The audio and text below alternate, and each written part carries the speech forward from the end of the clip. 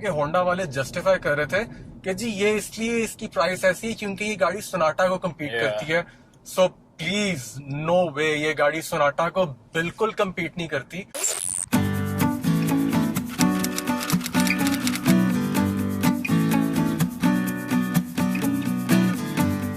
Definitely Sonata की league वैसे फर्क है, और जो लोग कह रहे थे कि अगर सोनाटा के साथ कंपैरिजन करना है तो आरएस का करें, I think I still disagree. बाकी चलो चला के रिव्यू करके देख लेते हैं कि कंपैरिजन बनता है या नहीं बनता।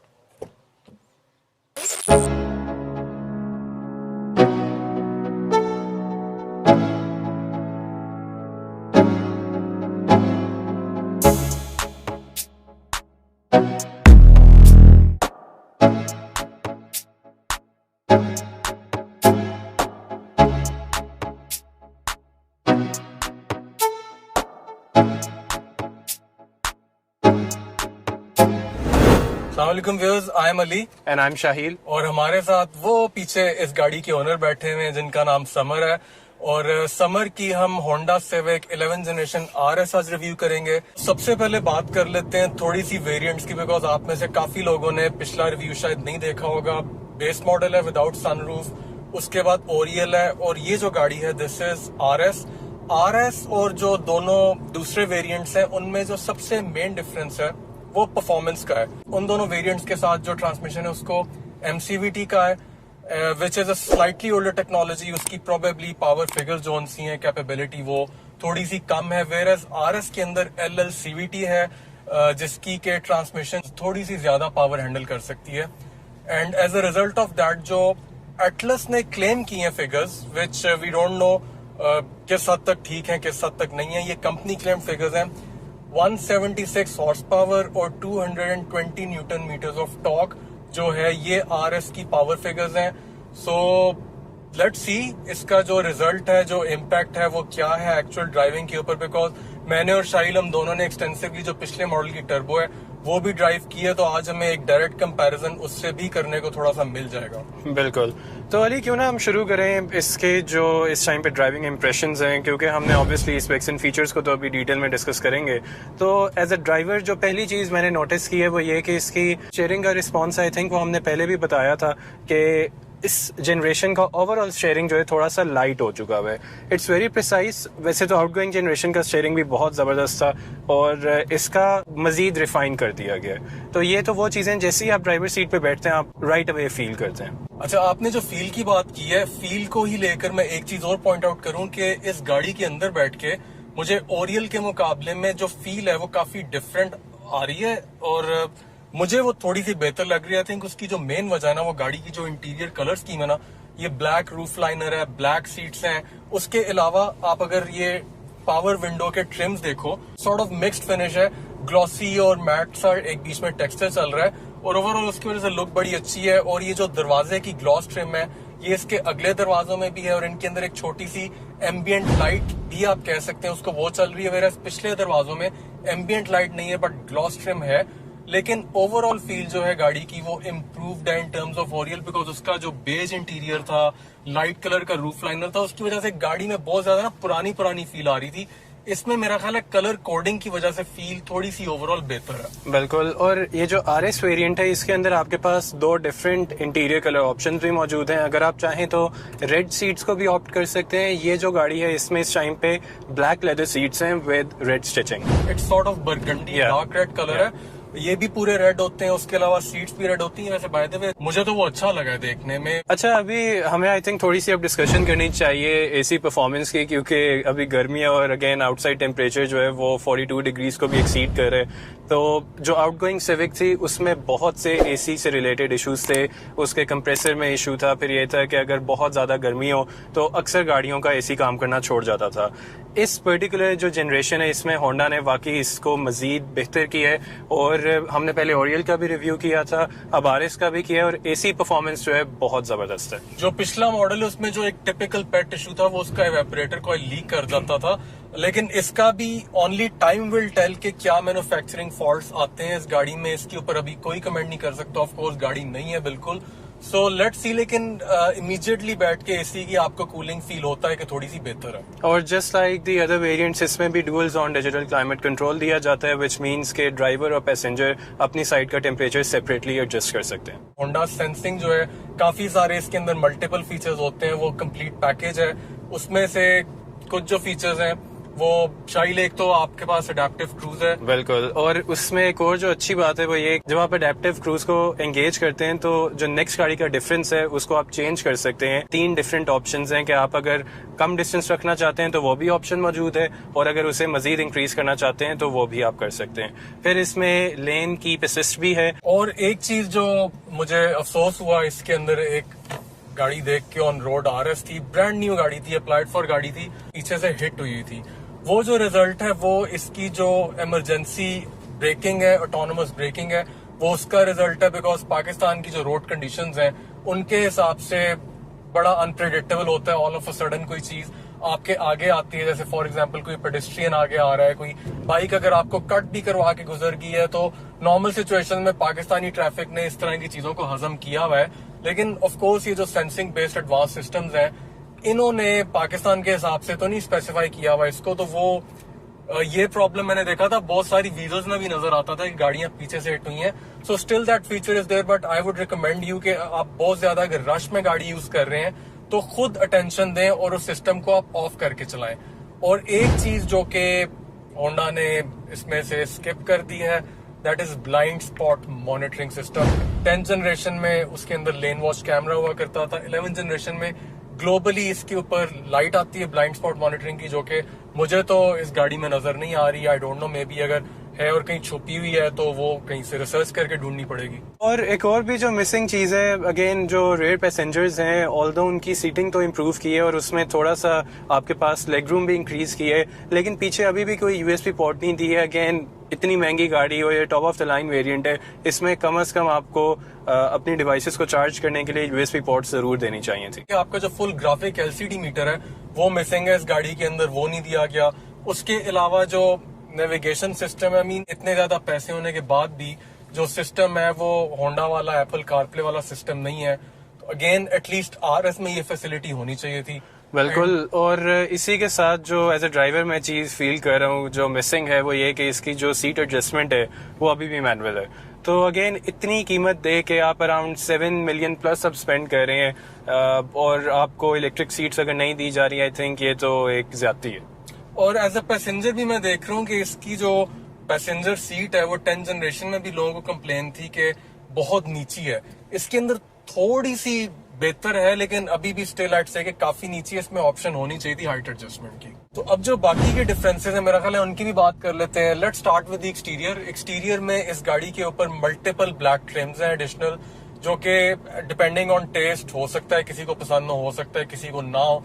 मुझे वैसे पर्सनली वो नहीं पसंद, तो इसीलिए RS मुझे ये जाती तौर पर डार्क कलर्स में ज्यादा अच्छी लगती है, बिकॉज वो बैठ जाती है उसके अंदर। उसके अंदर आपके जो डोर हैंडल्स हैं वो ब्लैक हैं, साइड मिरर्स हैं आपके वो ब्लैक हैं, पीछे ट्रंक के ऊपर एक स्पॉइलर है जो कि वो भी ब्लैक कलर का। बाय द वे मुझे तो बिल्कुल भी स्पॉइलर वाली गाड़ी जोन सी है वो अच्छी नहीं लगती। It's a डकटेल spoiler, right? It's a डकटेल spoiler. It's actually not a डकटेल spoiler, उसका मेरा ख्याल है नाम जो है वो मिकी माउस स्पॉइलर होना चाहिए, बिकॉज साइडों से ना उसके कान निकले हुए हैं। डकटेल जो होता है वो सिंपल और स्लीक लाइन होती है। थैंकफुली इसके अंदर होंडा एटलस ने LED हेडलाइट्स दे दी हैं, पिछली जनरेशन की तरह हेलोजेंस नहीं दी। किसी फेसलिफ्ट में LED दे देंगे, ये ओरियल वाला ट्रेंड नहीं फॉलो किया। एंड व्हेन यू नोटिस तो RS बैजेस हैं फ्रंट पे और बैक पे। और एक और जो बहुत बड़ा डिफरेंस है वो गाड़ी के टायर साइज का है। ओरियल में और बेस मॉडल में 16 इंच के एलॉयज हैं, वेराज इस गाड़ी के अंदर 17 इंच के एलॉयज है, और उसका जो टायर साइज है दैट इज 215/50 R17।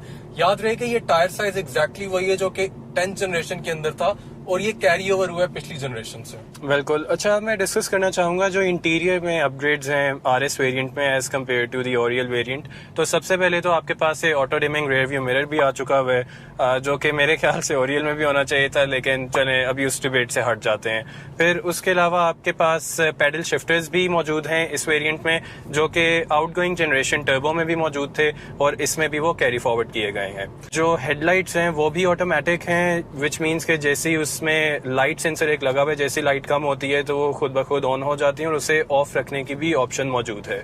इसी तरह इसमें रेन सेंसिंग वाइपर्स भी मौजूद हैं, which is a good touch, और मेरे ख्याल से अगेन ये चीज़ें वो हैं जो इस प्राइस ब्रैकेट में तो मस्ट हैं, होनी ही चाहिए थी। और जो मजीद दो इसमें बेहतर चीज़ें वो ये कि इसमें आपको रिमोट की स्टार्ट की ऑप्शन भी दी जाती है। इसके की फॉब में एक बटन है जिसे आप अगर प्रेस करते हैं फॉर 3 सेकेंड्स तो गाड़ी ऑटोमेटिकली स्टार्ट हो जाती है। अगेन ये फीचर 2017 की टर्बो में भी था और ये भी कैरी फॉरवर्ड है। एक जो नई इनोवेटिव चीज़ RS में इंट्रोड्यूस करवाई गई है वो ये कि इसमें एक स्मार्ट कार्ड भी मौजूद है। तो इसका साइज बिल्कुल क्रेडिट कार्ड जितना है और आप इसे अपने वॉलेट में भी रख सकते हैं और बेसिकली ये काम करता है जस्ट लाइक अ की फॉब कि आपने अगर गाड़ी को एक्सेस करना है और गाड़ी को स्टार्ट करना है तो as far as you have it in your wallet या इन योर पॉकेट, गाड़ी स्टार्ट भी हो जाएगी और आप इसको बआसानी चला सकते हैं।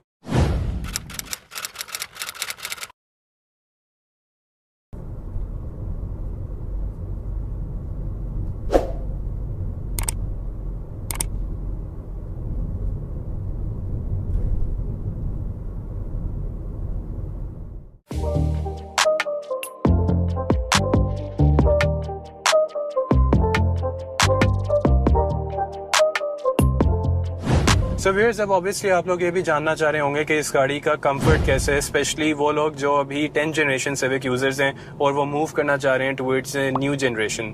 तो अली, एज अ पैसेंजर कैसा फील हो रहा है? जो सीट्स हैं डेफिनेटली उनकी जो पैडिंग है थोड़ी सी सॉफ्ट है as compared to the previous model, और सीट्स का साइज भी जो सा है ना वो पिछले मॉडल की जो सीट्स थी 10th जनरेशन की वो आप देखो थोड़ी सी स्लीक थी वो सीट्स। इसकी जो सीट्स है ना वो काफी इम्प्रूव्ड है। एंड अपार्ट फ्रॉम दैट जो गाड़ी का सस्पेंशन है उसके अंदर भी जो मुझे फील आ रही है, या तो गाड़ी शायद नहीं है या मे बी एक्चुअली ऐसा हो कि गाड़ी का सस्पेंशन थोड़ा सा पिछले मॉडल के मुकाबले में सॉफ्ट है। बिल्कुल। और अगेन एक और भी जो बहुत अच्छी चीज़ है वो ये कि RS वेरिएंट में आपको ये लेदर रैप्ड स्टीयरिंग दिया जाता है और एज अ ड्राइवर बड़ी प्रीमियम फील आ रही है।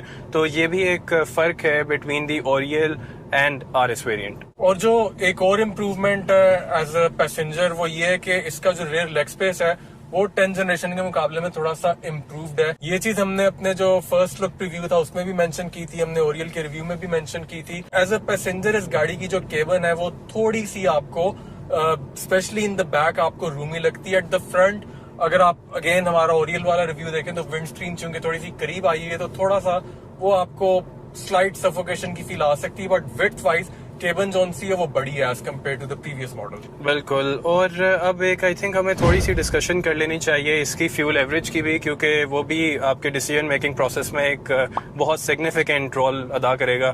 तो इस गाड़ी की जो फ्यूल एवरेज है, ये जो करंट हमारे पास इस टाइम पे टेस्ट वेरिएंट मौजूद है, ये तकरीबन 1300 किलोमीटर चल चुका हुआ है और इसकी on average with in city fuel average है बिटवीन 11 to 12 किलोमीटर पर लीटर। फ्यूल एक बहुत बड़ा फैक्टर ऑफ कंसिडरेशन बन गया specially in the past few months. और अब तो पहले तो लोग कहते थे जी जो बंदा इतनी महंगी गाड़ी ले रहा है वो फ्यूल के बारे में नहीं सोचेगा, बट अब आई थिंक शायद हर कोई सोचेगा इस बारे में। तो अब हम थोड़ी सी बात कर लेते हैं ओनर से भी, समर से पूछते हैं इन्होंने किस बेस पे सिविक लेने वाला डिसीजन लिया था, एक्सपीरियंस कैसा है। तो समर, आपकी बाय द वे गाड़ी की इनवॉइस कौन से वाली है? इसकी एक तो इंट्रोडक्टरी प्राइस थी, उसके बाद एक प्राइस सेकंड आया था, फर्स्ट प्राइस इंक्रीज आया था और एक सेकंड आया था जो कि अभी लेटेस्ट है। तो आपकी कौन सी इंट्रोडक्टरी वाली है या सेकंड प्राइस इंक्रीज के टाइम पे डिलीवर हुई थी आपको? मुझे सेकंड प्राइस के इंक्रीज वाले टाइम पे डिलीवर हुई है गाड़ी। अच्छा, सेकंड प्राइस इंक्रीज वाली है। तो इसकी आई थिंक 6.5 6.6 के आसपास, अराउंड अबाउट 66 कर लें अगर आप पंजाब टैक्स भी डाल लें। अच्छा, 66 बन जाता। वो वाली इनवॉइस है। तो ये बताएं कि आपने ये जो कलर लिया है ये ऑप्शनल एक्स्ट्रा है, पहले इसके अंदर आता था मॉडर्न स्टील मेटालिक, इस दफा ये थोड़ा सा डिफरेंट शेड है उससे, meteoroid grey. So what was your decision? आप क्या डार्क कलर लेना चाह रहे थे या ये चूंकि एक्सक्लूसिव कलर है इसलिए लिया है? कलर बेसिकली आपने मर्क देखी होगी, वो उनके अंदर जो आते हैं ना डार्क जो ग्रे कलर होते हैं, मुझे बहुत फैसिनेट कर शुरू से। तो मेरा दिल था कि इसके अंदर भी वही कलर, उसी कलर के पीछे मैंने काफी वेट भी किया। ब्लैक जल्दी मिल रही थी मुझे, लेकिन ये कलर मेरी एक बड़ी स्पेसिफिक चॉइस थी और वो ये कलर ओरियल में नहीं RS में उठ रहा था। ब्लैक सारा ट्रिम जो है, डोर हैंडल एंड एवरीथिंग काफी अच्छा कॉम्प्लीमेंट करता है मीटेरॉइड ग्रे के साथ। अच्छा, मुझे ये बताओ कि बहुत सारे लोग इंक्लूडिंग मी एतराज कर रहे हैं कि इस गाड़ी की जो प्राइस है वो जस्टिफाई नहीं होती। तो 6.6 मिलियन की ब्रैकेट में यू जस्ट वांटेड कि मैंने सिविक ही लेनी है, या और कोई ऑप्शंस कंसिडर की थी आपने? सिर्फ सिविक वाला सीन नहीं था मेरा, ये नया मॉडल था, मुझे एक्सटीरियर इसका बहुत अपील किया, मुझे इसके जो फ्रंट है ना वो बहुत ज्यादा अपील किया, तो मैं I was sold on that. मैंने कहा, मैंने फिर उस बेसिस पे मैंने इस गाड़ी के ऊपर बहुत ज्यादा जो है ना किया, और इसको मैंने कंपेयर किया सोनाटा से, और मेरे पास एक क्रॉसओवर की ऑप्शन भी थी कि आप क्रॉसओवर में चले जाओ या आप सोनाटा की तरफ चले जाते अगर थोड़ा सा और अपना बजट इंक्रीज करते। लेकिन मुझे समहाउ जो एक्सटीरियर ही मेन मेरा बाइंग रीज़न था, और एक्सटीरियर वाइज मैं अगर उसको सोनाटा से कंपेयर करूँ तो मुझे ये बहुत ज़्यादा ऊपर लगती थी, और इंटीरियर वाइज भी सोनाटा से, जिसकी वजह से अब जो है मुझे ये इसके साथ मैं गया। और जो प्राइस इसकी थी वो भी मैंने इसलिए बेयर की कि यार ये एंड पे होंडा ही है, तो मैं जब कभी भी मैंने आगे जाके बेचनी होगी तो ये उतने की ही निकलेगी या मुझे पैसे ऊपर ही देके जाएगी। ये एक चीज़ है कि इसमें एयर बैग्स जो हैं वो सिर्फ 2 हैं। अगर इतने पैसे बंदे ने खर्च किए हैं तो यू एक्सपेक्ट कि यार 6 एयर बैग तो कम से कम होने चाहिए, जो कि सोनाटा ऑफर कर रहा है अपने 2.5 वेरिएंट में। तो मेंटेनेंस 1000 वाली जब करवाई है तो उस पे कुछ इन्होंने ऑयल चेंज तो आई एम श्योर नहीं किया होगा, होंडा वाले वैसे करते नहीं है। कुछ भी नहीं, मैं गया हूँ, बोनट खोला है, 2 मिनट बस उसने लगाए हैं और उसने कहा क्लियर, मैं चला गया बस, कुछ भी नहीं। 1000 पे उसने कुछ भी नहीं था, मतलब वो क्या कर रहा था, उसने फिल्टर चेक किया निकाल के बस, मैं 3 मिनट था मैक्सिमम वहाँ पे वर्क, बस मैं निकल आया। अच्छा जी, इस जनरेशन का पीओवी तो वैसे सेम ही होगा जो ओरियल वाला है, बट स्टिल हम आपके लिए पीओवी करेंगे इसका। ये इसका की फॉब है, इसके ऊपर एडिशनल बटन है ये रिमोट स्टार्ट का, बाकी डिजाइन वाइज एग्जैक्टली सेम है इसका और बेस मॉडल का। अगर आपने हमारा ओरियल का रिव्यू नहीं देखा हुआ तो वंस अगेन आइड से कि टॉप राइट बैनर पर क्लिक करके आप वो भी देख लें। इसका पीओवी ऑब्वियसली सेम गाड़ी है, सेम मॉडल है, तो एग्जैक्टली सेम है, लेकिन अगेन जो ब्लैक इंटीरियर की वजह से एक ओवरऑल फील है गाड़ी की वो अच्छी आ रही है काफी। और this car is honestly one of the best visibility cars. इसका जो पिलर है वो उसका भी एंगल अच्छा है इन terms of helping the driver कि आपको ब्लाइंड स्पॉट नहीं फील होता। यहाँ पे भी डोर जो है उसके ऊपर साइड मिरर है तो उसकी वजह से एक ओपननेस की फील है। फ्रंट व्यू बड़ा अच्छा है। अच्छा, एक जो डिफरेंस है इसके अंदर टुवर्ड्स पॉजिटिव थिंग वो ये है कि आपको जो गाड़ी का हुड है, गाड़ी का बोनट है, वो आपको ड्राइव करते हुए नजर आता है, तो उसकी वजह से आपको एक बड़ी अच्छी फील आती है जैसे आप किसी बड़ी गाड़ी के अंदर बैठे हुए, आप किसी बड़ी सेडान के अंदर बैठे हुए। रोड क्लियरेंस वाइज इसकी और ओरियल की जो रोड क्लियरेंस है उनके अंदर कोई सिग्निफिकेंस डिफरेंस नहीं है, और टर्निंग रेडियस इसका काफी मुनासिब है इसके साइज के हिसाब से। It's the same turning radius जो आपको 10 जनरेशन में मिलता था। और गाड़ी की जो सस्पेंशन है वो हम बात कर चुके हैं कि थोड़ी सी आपको सॉफ्ट फील होती है। इसका अब फैक्टर जो है वो मैं पहले बता चुका हूँ, बट मैं रिपीट करूंगा, ये भी हो सकता है कि या तो गाड़ी ब्रांड न्यू है और अदरवाइज भी गाड़ी की सस्पेंशन बेहतर हो सकती है। But as a driver in terms of view and driving visibility and convenience ये गाड़ी बहुत अच्छी है। अच्छा, अब थोड़ी सी मैं बात करूंगा इसके ड्राइव मोड्स की। अगर आप याद करें कि जो 10 जनरेशन RS थी, 10 जनरेशन जो नॉन RS टर्बो थी, ओरियल थी, किसी भी वेरिएंट के अंदर आपको ड्राइव मोड जोन से वो उतने नहीं मिलते थे जितने इस RS के अंदर आपको मिलते हैं। सिंपल एक उस जनरेशन में इकॉन का बटन था, और 11 जनरेशन के अंदर भी ओरियल और बेस मॉडल में एक सिंपल यहाँ पे इकॉन का बटन है। वेयर इस गाड़ी के अंदर एक छोटा सा टॉगल स्विच है ड्राइव मोड्स के लिए। इसको जब आप शिफ्ट करते हैं तो आपके पास स्पोर्ट की ऑप्शन है, आपके पास नॉर्मल की ऑप्शन है, आपके पास इकॉन की ऑप्शन है। ये एक चीज यहाँ पे ऐड हुई है। कुड बी ए गिमिट, बट मुझे लगता है कि थोड़ा सा फर्क, एक स्लाइट डिफरेंस होता जरूर है। स्पोर्ट्स मोड के अंदर गाड़ी की रिस्पांस बेहतर हो जाती है, अगर नहीं भी होती तो जो मीटर रेड होता है और मोड चेंज होता है तो उसकी वजह से वो अच्छी लगती है चीज। सो इस गाड़ी को आप अगर नॉर्मली क्रूज कर रहे हैं और जैसे ही आप इसको फ्लोर करते हैं तो डिफरेंस आपको बिल्कुल डेफिनेटली फील होता है इसकी और उसकी पावर के अंदर। और गाड़ी का जो टर्बो लैग है वो आपको लेट डाउन बिल्कुल नहीं करता। और एक चीज मैं देख रहा हूँ कि इसकी जो शिफ्टिंग है वो आपको सिमुलेटेड शिफ्टिंग मिलती है। पीक आरपीएम जो होल्ड हो रहा है वो नहीं आपको मिलता, बिकॉज पीक आरपीएम जब होल्ड होता है तो बड़ी एनॉइंग हो जाती है उस वक्त इंजन की जो साउंड है। So yes, definitely there is a difference in the performance of the car. और अगर आपने हमारी इस तरह की एक्सेलरेशन से रिलेटेड फुटेज या बिहाइंड द सीन फुटेज देखनी है तो do follow us on our Instagram, and उसके अलावा जो हमारी फेसबुक कम्युनिटी है ब्लूमबर्ग ओवरड्राइव, आप वहां पे भी हमारे साथ इंटरेक्ट कर सकते हैं। और वहां पे भी आपको काफी ऐसी चीजें जो कि रिव्यूज में नहीं होती वो आपको देखने को मिल सकती हैं। So viewers, अब हमने इस गाड़ी को बहुत डिटेल में रिव्यू किया और आई थिंक अब हम आपके सामने अपना जो वर्डिक्ट है वो पेश करेंगे और ऑब्वियसली ये जो ओपिनियन है ये सिर्फ हमारा है, आपका ओपिनियन हमसे डेफिनेटली डिफर करेगा, तो do share your opinion in the comments with us. क्या ख्याल है जी, फाइनली अब top of the line civic RS में हम, तो क्या आप ये गाड़ी खरीदेंगे? शाहिल, ऑफ कोर्स मैंने पिछली 10 जनरेशन ओरियल भी चलाई है, 10 जनरेशन टर्बो भी चलाई है, 11 जनरेशन भी उस दिन हमने रिव्यू भी किया था बल्कि उसका, आज ये गाड़ी भी चलाई है। मेरा जो आंसर है आज थोड़ा सा मिक्स्ड इसलिए है बिकॉज ये गाड़ी मुझे ऑल्दो उस तरह दिल को नहीं लग रही जिस तरह 10 जनरेशन लगी थी, लेकिन स्टिल ये गाड़ी मुझे बुरी नहीं लगी। लेकिन जो बहुत बड़ा एक ड्रॉबैक है इस गाड़ी में वो इसकी प्राइस को लेकर है। आज के हिसाब से भी आप प्राइस ये मत देखो कि कितनी है, मैं कहता हूँ ये गाड़ी आज अगर 70 लाख की है कल को 80 लाख की हो जाएगी या जो भी होता है, या पहले ये सिविक जोन सी 50 लाख की होती थी, आप ये फैक्टर टोटली भूल जाओ कि है कितने की।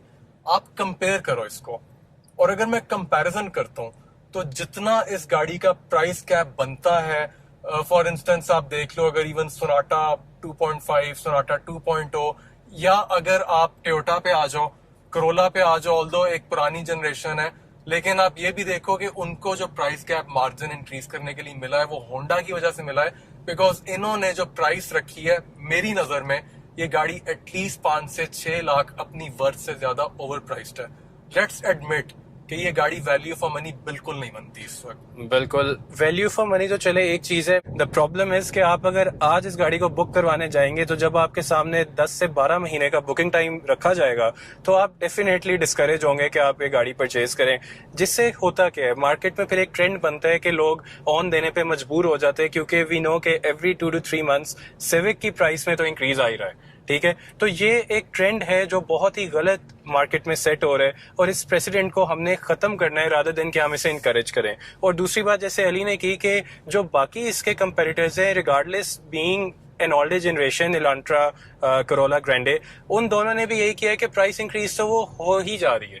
ठीक है, सो दिस इज समथिंग जो अभी के मार्केट की सिचुएशन को देखते हुए आई थिंक इसको रुकना चाहिए और इससे ज्यादा प्राइस इंक्रीज नहीं करनी चाहिए। शाहिद, प्राइस इंक्रीज में ये किसी को कोट नहीं कर रहा, लेकिन सुनी सुनाई बातें हैं कि कंपनीज आर सेइंग कि जी उन्होंने की तो हम क्यों ना करें। कॉस्टिंग का इशू इतना नहीं होगा जितना ये एक मैंने लास्ट रिव्यू में भी कहा था कि ईगो की रेस चल पड़ी है।